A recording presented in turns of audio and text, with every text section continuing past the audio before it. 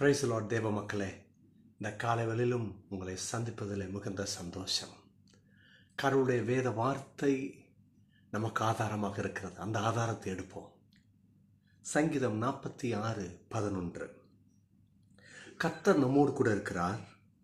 யாக்கோபின் தேவன் நமக்கு உயர்ந்த அடைக்கலமானவர். ஆமென். 2 விஷயம் இந்த வசனத்தில் உறுதியாக சொல்லப்படுது. கர்த்தர் நம்மோடு இருக்கிறார். God with us. இன்னைக்கு இந்த காலையில் உங்கள் வேலையை ஆரம்பிக்கும் பொழுது, உங்கள் திட்டங்களில் உங்கள் கையை வைக்கும் பொழுது, சில விஷயத்துக்கு முயற்சி எடுக்கும் பொழுது நடக்குமா? யார் என் கூட இருக்கிறா? யாராவது உதவியாக இருந்தால் நல்லா இருக்குமே இல்லையா? நான் தனிமையாக இருக்கிறேனே. கர்த்தர் உங்கள் கூட இருக்கிறார். பயப்படாதீங்க. கர்த்தர் கூட இருந்தால் நீங்கள் எப்படி தோற்று போவீங்க? கர்த்தர் உங்கள் கூட இருந்தால் நீங்கள் எப்படி தள்ளாடுவீங்க?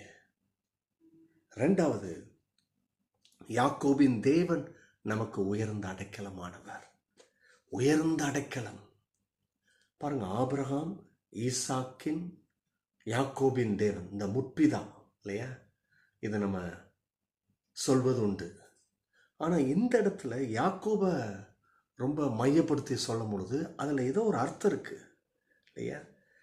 யாக்கோபா இருந்தவரை இஸ்ரவேலா கர்த்தர் மாத்துறாரு.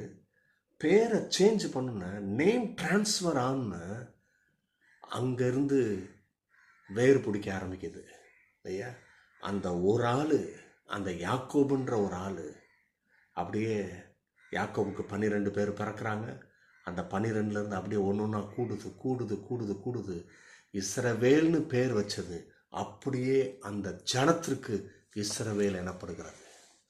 தேசத்துக்கு பேரே இஸ்ரவேல் எனப்படுது. அப்போ கவனிங்க. அதனால தான் இந்த நாமத்தை இந்த இடத்துல பயன்படுத்துகிறார். யாக்கோபின் தேவன் நமக்கு உயர்ந்த அடைக்கலம். அவர் பாருங்க, அன்னைக்கு இஸ்ரவேல் ஜனத்தை வனாந்தரத்துலையும் சரி, கானான் தேசத்துலையும் சரி, அவர் அடைக்கலமாக இருந்து நடத்தினார். இன்றைக்கு உங்களையும் நடத்துவார். பயப்படாதீங்க. கர்த்தர் உங்களோடு கூட இருப்பார். God bless you. Bye bye.